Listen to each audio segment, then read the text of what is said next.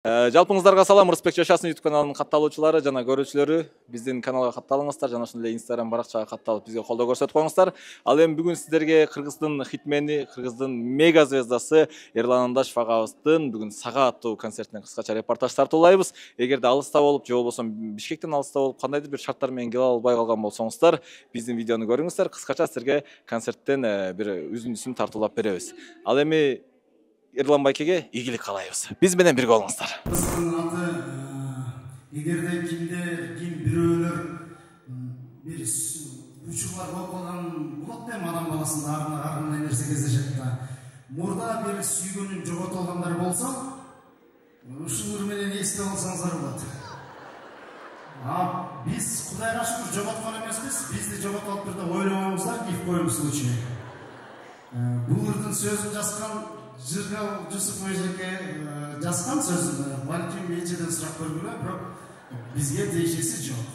Бизге ырдын идеясы бар.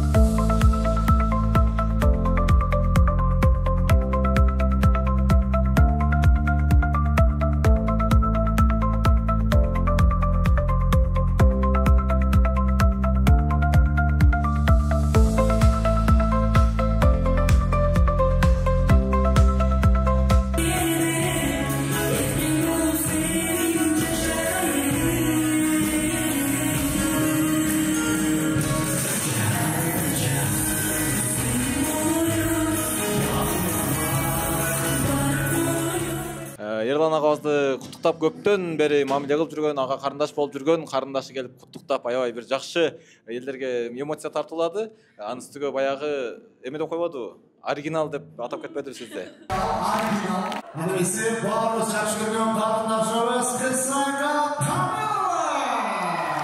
Кандайсыз? Жакшы, өзүңөр кандайсыңар? Оригинал деп айтканыбыздын себеби буга чейин баягы жаным деген ырды башка ырчы менен ырдадан, андан кийин Кысай калчыккандан кийин оригинал деп элди аябай сонун тосуп алды.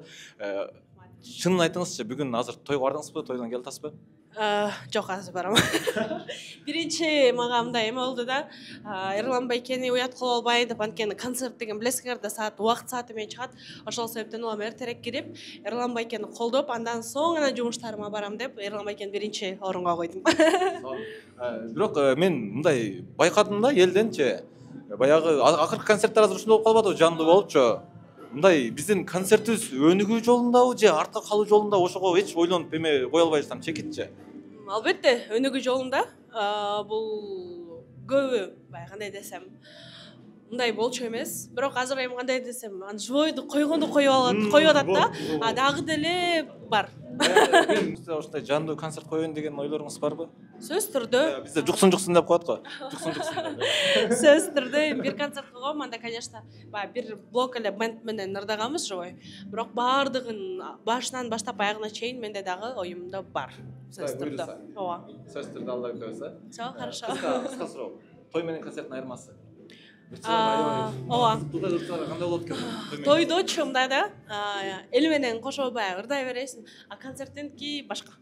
Баары башка, кайф. Андыктан концертке келиңиздер. Сон. Жартайлап жазылган Жубайым болчу деген ырыбызды кабыл коюңуздар. Эгерде кимде бүгүн свидание келип предложение кылайын деп аткан болсо, созуп жүрө бербей, бүгүн уруксат кылалы. Кеттим десе, сүйүшкөндөргө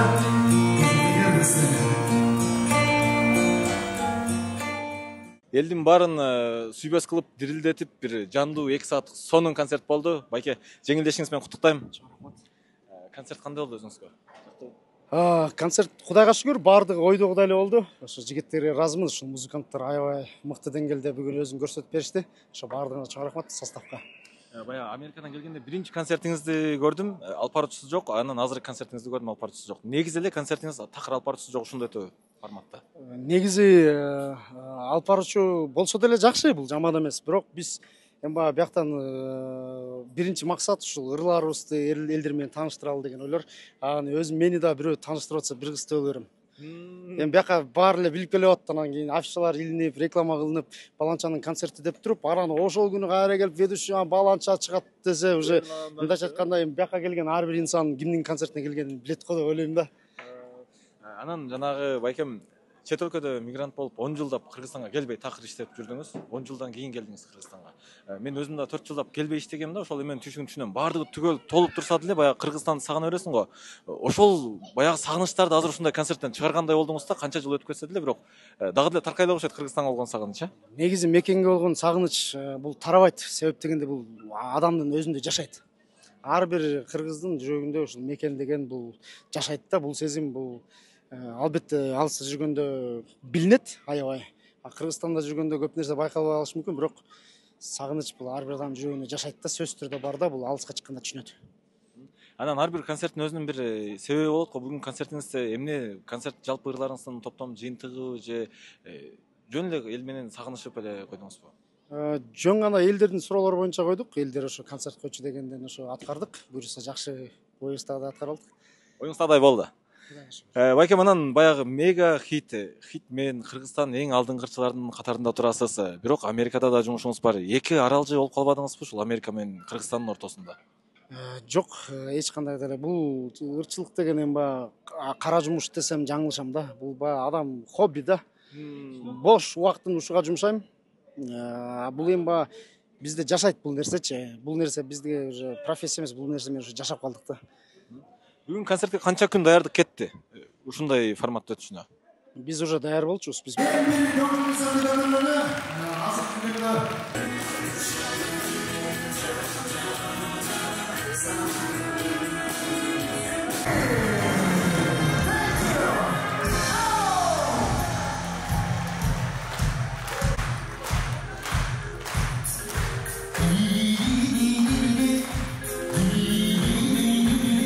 Жакты, аябай жакты, живой голос менен ырдады.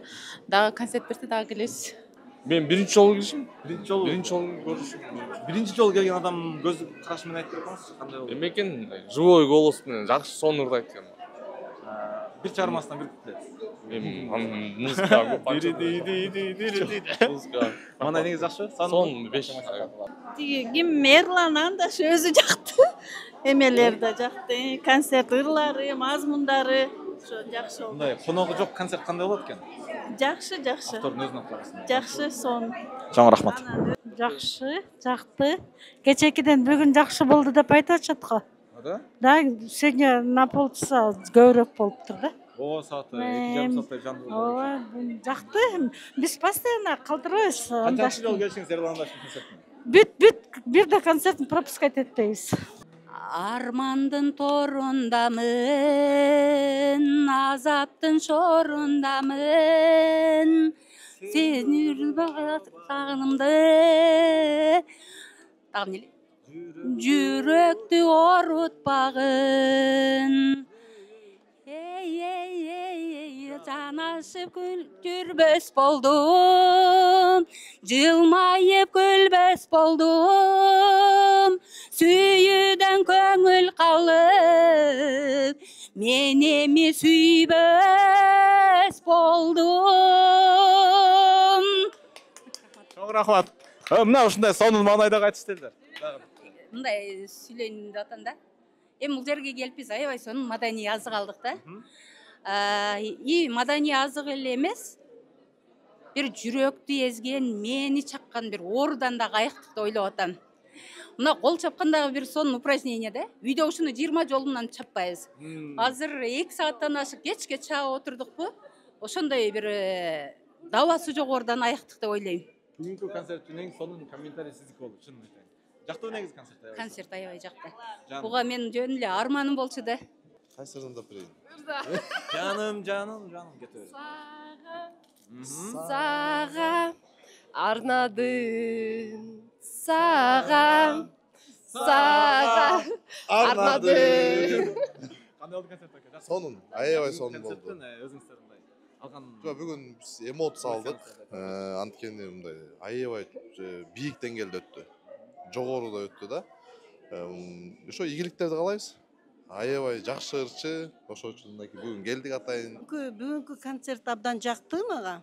Ушул концертке кече кире албай калып, бүгүн келдим эле, жумуштан кечип калып. Ыраазымын. Элдин артында калып, даже сүрөткө түшкөнгө жетиштим. Эрланга ийгиликтерди каалайм. Ушинтип элдин керегине жарап дейт. Алыста жүрсө да кыргыз деп согуп жүрөгү ушу кыргызыма ушинтип анда санда келип концерт коюп кетет. Мен ал концерттен такыр калбайм. Эрланга ийгиликтер, силерге да. Келик. Чоң рахмат сизге дагы. Сага, бир сага арнадым таза сүйүмдү, тунук сезимимди. Сага, мен сага арнадым таза сезимимди, тунук сүйүмдү. Сага. Чоң рахмат. Концерт кандай болду экен? Жакты? Сон 10 из 10.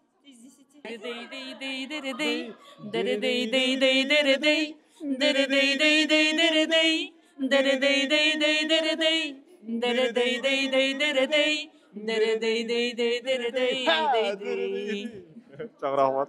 Мына ушундай 2,5 саатка жакын болгон Эрлан Дашев агабыздын жандуу үн менен аткарган концерти соңуна чыкты. Элдердин маанайы да сонун, Эрлан байкебиздин да маанайы сонун, биздин да маанайы сонун. Негизи эле концерт аябай жогорку деңгээлде өттү. Кимде ким келе албай калган болсо, сөзсүз түрдө Кудайым буйрса, кийинки концертине келишиңиздерге тилектешпиз. Биз менен бирге болуңуздар.